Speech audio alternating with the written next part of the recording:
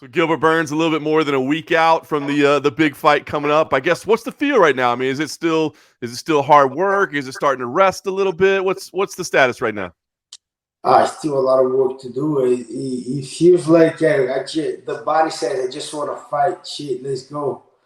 But it's still a lot of just to do. A lot of little things. The weights, thank God, weights pretty good right now. And that's it. Still gonna do one last sparring tomorrow. It's gonna be my last kind of hard sparring tomorrow, and then just a lot of drills, a lot of situations, a lot of normal. Getting used to this feeling. And then it's just a little bit more work to do, and then I'm gonna get to the fight night. I like it. You're fighting just down the road, right? You don't have to fly to Las Vegas this time. And Is that good? I mean, does that matter at all? Not a little bit less travel on the body? uh, I don't like to travel as much for fighting, but I did. I went Denmark, I went everywhere, Uruguay, I went Brazil. Yeah, but I don't like to go to Vegas. It would be nice that I'm just gonna drive to Jacksonville Tuesday, so it will be. I like that better than go freaking airport, wear mask and this and that, and I don't like it. So yeah, it's better that I don't need to travel. Do you bring the family with you, or is it kind of like a Yes. business trip? Yeah, families. I'm going first. I'm going on Tuesday. Family. I think they're going on Friday. They're going to watch the weigh-ins and the fight. Very nice. Talk about fighting in front of a crowd again, Gilbert. I mean, you got a chance to do it again before the last fight. Does that change anything for you, having the packed arena? Does that make it any different? Uh, it, it, it changed. If I say don't change it, I'll be lying. It changed. Especially a large crowd. It's going to be a little tough to hear the coach. People are going to be loud. In the Apex is a little bit more kind of more privacy. You can hear the coach pretty easy. You can see the guys getting tired. You can see the other coach getting excited or getting frustrated. You can kind of feel all that. With the large crowd, it's going to be very hard to listen to everything. It's a little bit more pressure, but I like it. That's how we started. So we're finally coming back to that. That's awesome. I was gonna say, does it bring kind of the adrenaline up a little bit more when you walk out and there's that It big does. crowd? It does a lot more energy, a lot of more things. It's kind of like, to be honest, I think it's easier to focus, to kind of stay in the moment when there's no crowd, because it's true privacy. I remember the first one with Damian Maya. I could hear my I could hear my heart. See, man, the heart's too quick. Like, you got to slow down. So it was that private. So uh, yeah, it's a little bit harder with the crowd and the pressure, people yelling. It's nice, that energy, if you put in a good way, but it's way more pressure. Yeah, I like it. Interesting. It's such an interesting dynamic of fighting. All right, let's talk about Khamzat Chimaev. All right, I mean, this guy, he mentions you and no hesitation. You're all in. Let's go. Why was that? Why were you so excited when that was the fight mentioned that you were like, yes, I'm in? Yeah, because no one wants to fight besides this guy. A lot of guys say whatever they want, but when backstage, we don't know when, if the fight was off. If the guy said no, if the guy don't want it, we don't know. But this is the guy that, the way I see is, the risk is very big, but the reward is very big as well too. A lot of people are going to be watching. Uh, Dana said, I know that opinion can change, but he said the winner of this fight might get the title shot. So yeah, for sure it's worth to fight this guy. Like, very tough, young, hungry. Uh, but if you know him, I'll be freaking waiting for another guy to say yes. And sometimes let's say if I beat another guy that's not Hamza, and if the fight goes like so and so, you're not giving the title shot. So, matter for me, I go all in on this fight. If I win, I get another title shot. If I lose, I need to get a couple. That's a two steps back. Then I gotta get another fight. But I go all in. I don't care. Why do you think that's different? Because Gilbert, you're absolutely right. I mean, you're number 2 in the division right now, right? He's number 11, and I hear a lot of people say, let him work his way up to me. He needs to beat some people before he comes and talks to me at number 2. Why do you think you're different than that? Because people rely so much on that little spot on the ranking, that thing don't mean nothing. If I was on the ranking and I was getting paid for that, or if my payments were like my fight purse was bigger because of that, then yeah, okay, I'm gonna control that. But it doesn't change nothing. Just a freaking people get so crazy wants to be top 10, top 5. Yeah, but it's a freaking number. It don't change. You don't. It bring a little bit more value when you talk about, yeah, I'm ranking number 2, but whatever. Like, uh, people like to hold on to that position, and then I don't think any position besides number 1, it doesn't make no sense. Like, the champion is the position that I want. After the champion, everybody just a freaking number 7, 5, whatever. Like, it doesn't change for me. I want to become a champion, and then I have only 2 goals on the UFC, Joe. 2 goals only. I want become a champion. That's my number 1. That's my priority. And number 2, I want to fight the best guys out there. Whenever I'm done with the sport, I want to be like Vanderlei Silva. Look at Pride. I fought everybody. Like RDA. Whenever RDA is done, you're gonna say I was a champion, and look at my resume. Look at everybody that I fought. That's my goal. Whenever I'm done, say, bro, I fought the best guys. I was always saying yes and never saying no. I fought this guy, that guy, lost that one, but beat this guy, beat that guy. So that's on my goal, and it's kind of part of my goal saying yes to this fight. It's not just, oh, I don't care. I'm not afraid. No, but everybody's afraid. Everybody wants to fight. Everybody has a risky fight. There's a lot of pressure, but why not? I'll be sit down. I'm 35. I'm gonna be kind of sit down and waiting. I'm not gonna be up. I don't plan on being doing that when I'm 40, 41. I might do it. I don't think so. Maybe we'll see. But I'm not that guy. I'm not gonna be waiting for the perfect opponent, perfect opportunity. I'm gonna be ready. I'm gonna get ready, and when the opportunity presents itself, I'm just gonna grab it with everything I have. That's awesome, man. That's a great attitude to have. All right, let's talk about Khamzat. You say you want to fight the best. What do you see in him? Is this guy? I mean, it's clear the guy has some talent. There's no question about Sure. that. But a lot of people are making him out like he's this unbeatable, the impossible guy to face. What do you see? I mean, is he that good, or are people getting a little too excited right now? I think he's very good. For sure, people getting crazy excited. Oh, he's a murderer. He got whatever. I think they get excited, but for sure he's very good. For sure the way we see Portuguese, we don't lie, but we make it bigger. He's not a lie. The guy's very good, but we make him a super monster. I think he's very, very good. High level wrestling, good striking, heavy hands. We saw a couple of knockouts, good grappling, but I don't see like, wow, that monster. Oh, Gustafsson. I don't even want to go to that point, but Gustafsson said, "Oh, the guy's this and that." But yeah, my only training partner that I trained with that fought with Gustafsson was Anthony Rumble, and we see how that fight went. So I think Gustafsson is very good. These guys are very good, but they kind of hyping that guy a little bit more. Oh, that guy. We'll see. April 9 is a big test for me, big test for him as well. But I'm taking it very seriously, to be honest. I think he is very, very tough, and I'm getting ready to a very, very tough opponent. Yeah, no doubt. Once you get to Florida, are you expecting a little trash talk, maybe a little? I mean, I know he's not a big talker, but he likes to kind of rile people up a little bit. Are you expecting him to kind of mess with you a little bit? I think he'll try. I think he'll come. He will say something. But he's been on the way. Every time that he sent me a couple of DMs, he's still sending me a little shit here and there. But everything is a little like respect, a little sarcastic, a little playing, but always being respectful. So I don't mind. That's it. He's who he is. The guy talks. I'm not that guy. Like, we have a guy at the gym, Ian Gary. That guy kept me freaking talking shit all day, and that's who he is. And then I'm like, man, I'm not like that. I can talk a little bit of shit, but not that much. But and to be honest, in a couple of fights I made a mistake, kind of listen, getting too much into that, like, got caught up with people saying shit. But nowadays I know who I am. I know what I want. I don't think this guy can play with my head too much, say stuff. What are you gonna say? Like, oh, he's gonna smash you? Yeah, we'll see. April 9th, we'll see. It's funny that he's sending you DMs. Are you okay with that, or do you want opponents trying to reach out and communicate with you, or would you prefer they leave you alone? I don't mind, whatever. If that's if freaking Ian Gary, he will do that. I will do it. I will send a message.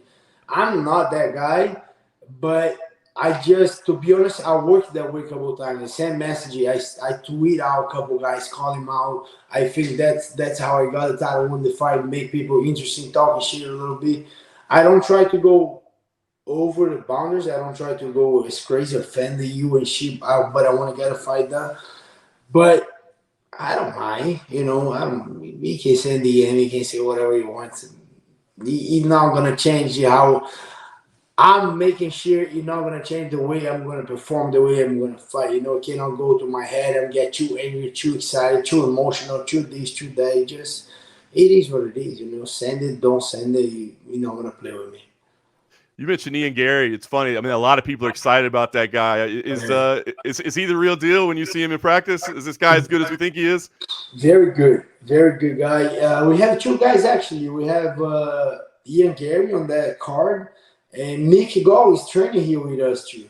And Mickey Gall, both of these guys, they're super young, very good. I think Ian Gary is younger. I think he's 24, if I'm not wrong.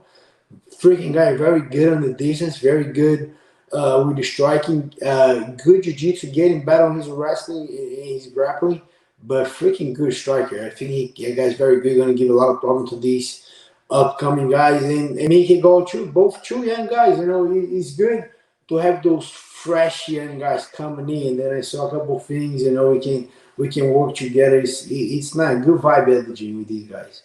That's awesome. So is Ian talking trash even in practice? Is he messing with you guys? Freaking guy talking shit all day, every day. He said he wants to spar with Henry. And Henry's very good. Like, Henry's on another level.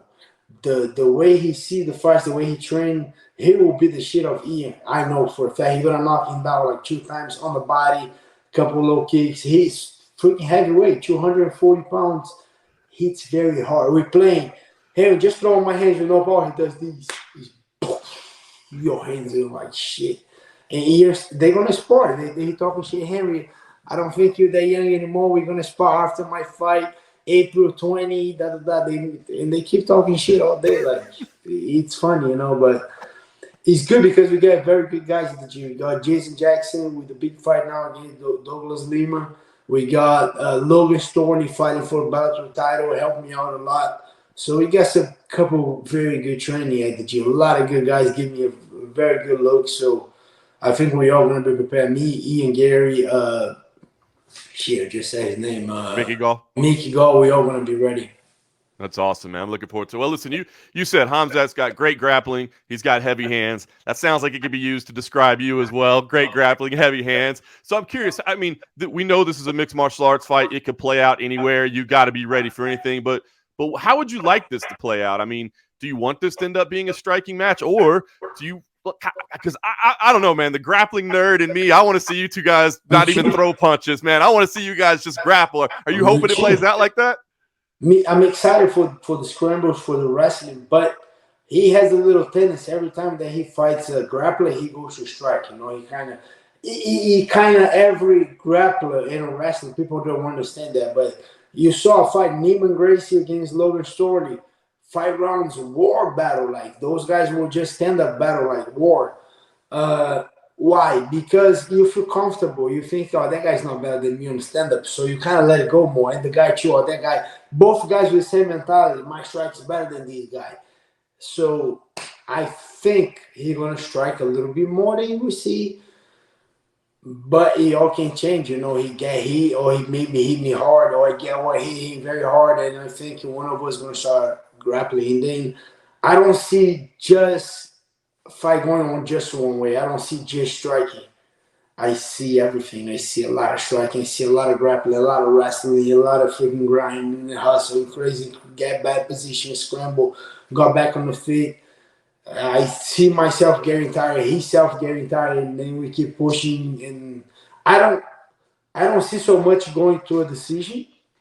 I think me or him gonna get the job done, and then I believe I'm gonna get the job done. But I think I see a finish, maybe first or second round, and one of us connecting something very good, following up with a submission or TKO striking. But I think we're gonna do it all in this fight.